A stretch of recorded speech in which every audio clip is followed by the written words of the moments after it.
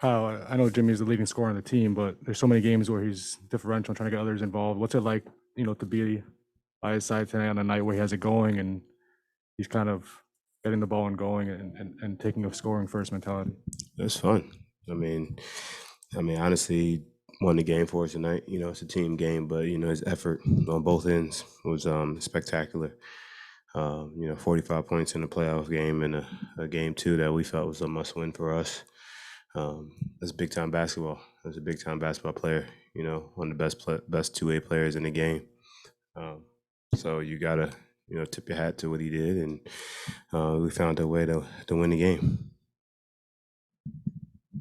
Kyle, coach said you guys maybe released some frustration at halftime over some of those 50-50 balls not going your way in the first half. What were kind of maybe the motivational things you were telling each other to kind of pick it up on that end? Get the effing balls.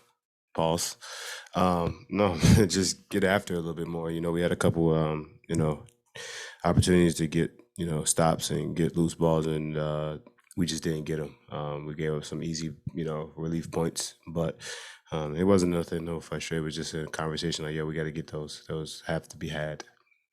Kyle, you've spoken very positively of Gabe all season long since you came in, and obviously you guys have played a little bit together this season, but did a lot tonight. What did you like about Gabe's game from sort of the minute that you came to Miami? Just his defense on Trey. And listen, you're not going to stop Trey. Trey's going to get his buckets. He's going to get his assists. He's going to have some good nights. But his effort, his energy was fantastic. And then he hit a couple big threes in the first half, and then hit a huge one in the fourth quarter to put us back up 7. Which was it's a big time shot. I think it's just confidence, just growing and understanding that he's a valuable member of our team and he belongs. Kyle, Jimmy was saying that, his teammates are always encouraging him, but you have a particularly close relationship with him. Going into the playoffs, were there any conversations that you had with him that maybe you needed even more offensive punch from going into this? No, I think he's been offensively aggressive all year. I think so. He's had a couple games where when I wasn't playing, he was, more facilitating. But I think this time of the year, he has to go get buckets and be Jimmy buckets, to be honest with you. So there's no conversation needed to be had with a guy like him. He knows what he's doing. He understands how to play basketball. He understands his spots. Him making threes changes his game to another level also. Kyle, you're halfway to 4, obviously, but you've just taken care of the 2 at home. How do you keep that edge going up there, even with a 2-0 lead? That's all we did was take care of home. Playoffs, they say don't start till you win one on the road. And we understand that they're going to play better at home.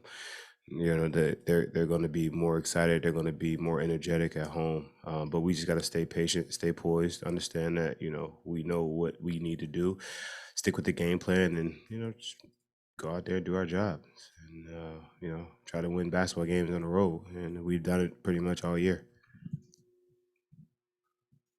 Kyle, when you're when you're an organization like the Heat that aspire to win championships perennially, and you make a commitment like they did in the summer of 2019 to Jimmy, they had to have the conversation that, can this guy be the best player on a championship team?